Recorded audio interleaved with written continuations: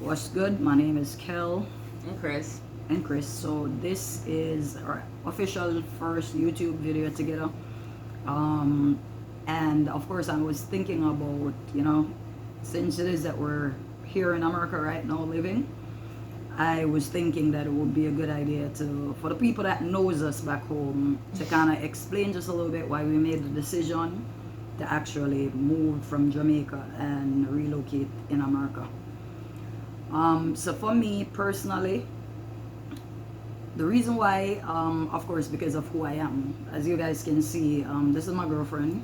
We have been together for 6 years, but I've known her for about 7. No, but then technically, if I think about it, I've known her long before. We just never met officially. Oh yeah, that is but true. That's for a story time to itself. But so the reason why I personally decided that Jamaica was not it for me, it's not from a lack of trying. I tried as a LGBTQ person. It's really not easy, like living in Jamaica, if it is that you don't have certain resources. Put it that way, because Jamaica is not a bad place. I'm not one to bash Jamaica, but the people are shit. But anyways, not all of them though, not all of them. But that's my personal. For you. I know, but that's my personal opinion on that though. Because you're speaking from personal experience. I do, and remember, these views. Let me give a disclaimer before I move on. These views are my views. It doesn't make it facts. It's my experience that I'm speaking about. Reasons, opportunity, number 1. True. For 2, I want to get married to my girl. It's not entirely it's not entirely legal in Jamaica for us to do so. So of course the next best choice would have been Canada or here, which is America. The job opportunities. For me personally, job opportunities back home, it's not that I'm not qualified. I have 7 CXC subjects. I am very much qualified. I've had experience in technical support management. I've had experience in inventory control management. I've had experience in being a team manager as well as a supervisor. So I have all of those experiences. However, for some weird reason, whenever I'm applying for jobs back home, because of how I look, I'm more of a masculine, so I wear like my long sleeve shirts and my ties and stuff. I do not get the job. I'm always overlooked because of my physical attire and not the experience that I have or the knowledge that I have here. I don't mean to cut you, but not just that, but mind you, it's not a say you don't get the job. Here's how it works. She'll pass the initial interview, she'll pass the phone interview, and then when it comes to meeting in person, that is where the situation tends to take a turn to the left. So initially, oh, you're so amazing. I would love to work with you based on your experience here. You are more than qualified. But then the moment then you turn up in person, and it's like, oh, that's true. Minutes. That's just true. And then it's automatic where the qualifications go out the window, and it's all about the physical appearance. Because we've seen situations multiple times where not only gotten through, but then people that come afterwards that are underqualified because and inexperienced get placed the exact which same is weird position. as F, but so it's not a matter of like it's a lack of trying, it's just a matter of feeling that all my options were exhausted and being at that location. Exactly. I'm sorry, I didn't. No, it's okay because this is us both, babe. I know, but I sometimes get a little bit carried away, especially when I get ticked off. For me personally, I would have preferred to go to Canada, and the reason why is because, like we said, we love the culture back home, we love the nation. However, we have very bad experience when it comes to the people. And I have seen in situations here, even in the US, where we still get discriminated against by our fellow Jamaicans here. But I've realized that I don't really see it. But then again, it might just be a case where people aren't reporting it. Yeah, exactly. It's there, so but it's because you know that we're in a first world country, so certain things cannot be pronounced. So it will be a little subtle, but it's still there. But yeah, that's the real reason though why I left, because of the opportunity. And I can be myself. Like literally, I can be myself, and nobody sees me for my sexual orientation. but they see me for me as The an person that individual is there person. first, which is what I think would have mattered. I think what hurts me about the situation, I love my country. I care about my country itself, you know, and some of the people that are there. And it breaks my heart, especially knowing that I had good intentions of helping to build the country that, you know, I grew up in, because anybody would want to. It's the Caribbean. It's the sun, the sunshine, the beach. I mean, well, that This is where we it's differ. yeah, that's true. But the beach and the stuff. So I love my food. I love the whole Jamaican culture itself. I agree. Mhm. However, and my thing keep on coming back.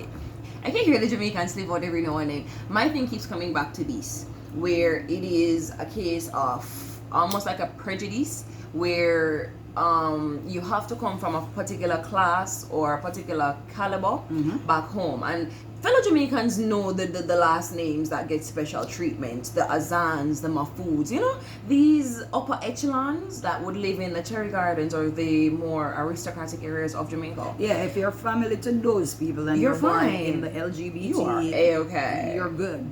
Why? However- Because it's beneficial.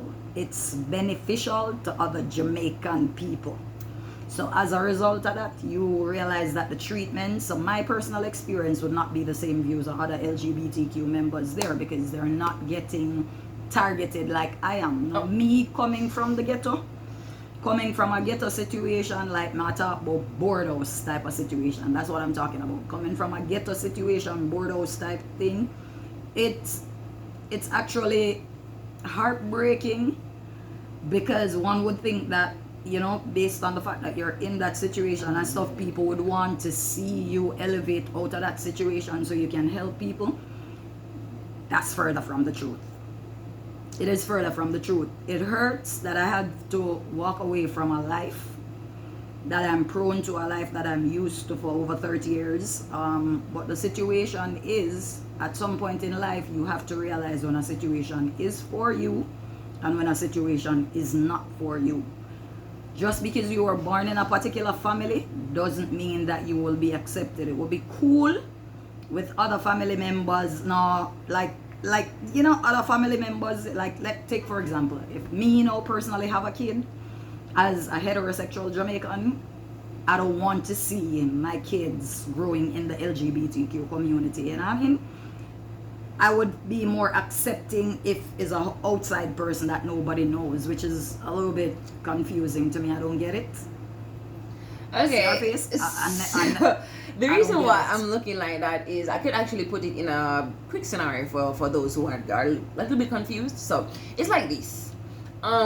Being raised in a household where you identify, you feel that, listen, I know that I am different. I am attracted to this particular person, and society doesn't like that because me and this particular person might have the same physiological anatomy. Right? But in the same breath, they will have an issue if it's their child. However, if it's, say, like a neighbor's kid or a family friend's kid, it's okay. They'll feel like, oh, I need to protect them because it's my neighbor's kid or my friend kid or whatever. But when it comes to it being in their family, and then no, I have to accept the fact that that is my child that is like this, and perhaps the neighbor down the road or Miss Lou around the corner gonna look and be like, oh, you have a gay child. They really do care about all this thing. Like, they think it's a disgrace. Yeah, that's the word. That's the freaking in word. I was a one word that's nutshell, the they fucking think word. it's a disgrace. But the thing is, I have no problem with people having their personal opinion, but the thing is, do not respond to your personal opinion or your personal preference with hate. At the end of the day, it's accepting that you're not the only really? I'm sorry, guys. At the end of the day, neighbor leaving. oh yeah, they have some loud ass trucks here, but that's another story. But at the end of the day, really though, it's accepting the fact that people is different. Accepting the fact that not everybody around you will be the same type of individual that you envision. True. And the truth is, if I'm gonna be real, there's a lot of closeted LGBTQ members home, especially more males than females. But you will never know. Because at the end of the day, we know how Jamaican people, it's similar to Africa, but not as intense. They will kill you.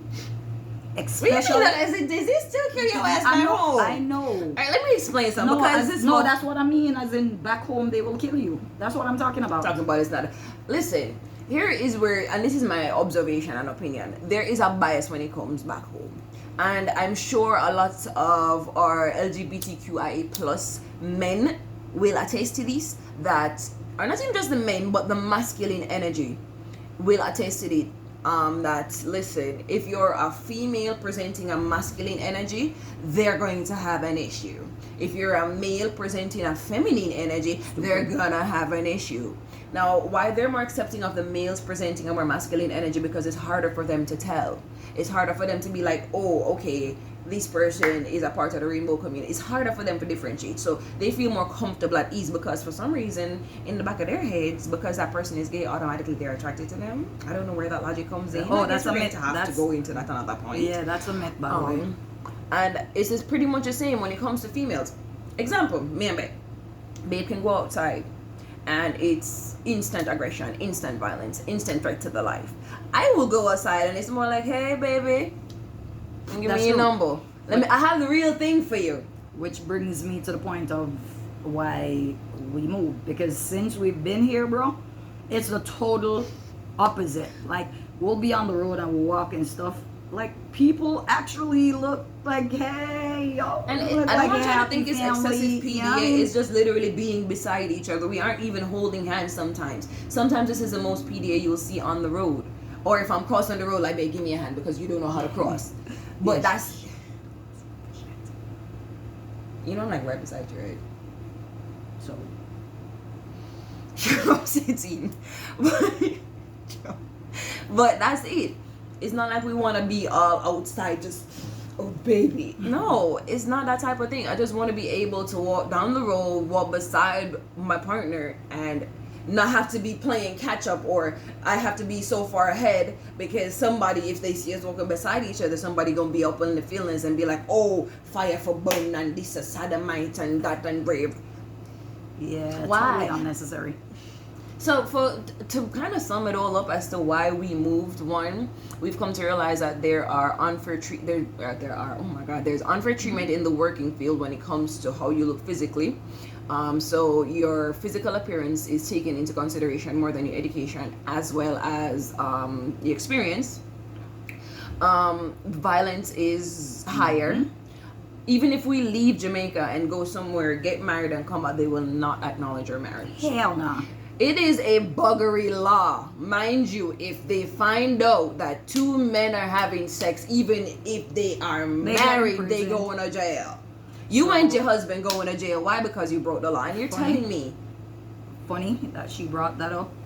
That's one of the biggest reasons. Like, why be in a country living, paying your taxes, contributing to the rise in the economy of the country when there is absolutely no laws protecting you as an LGBTQ member.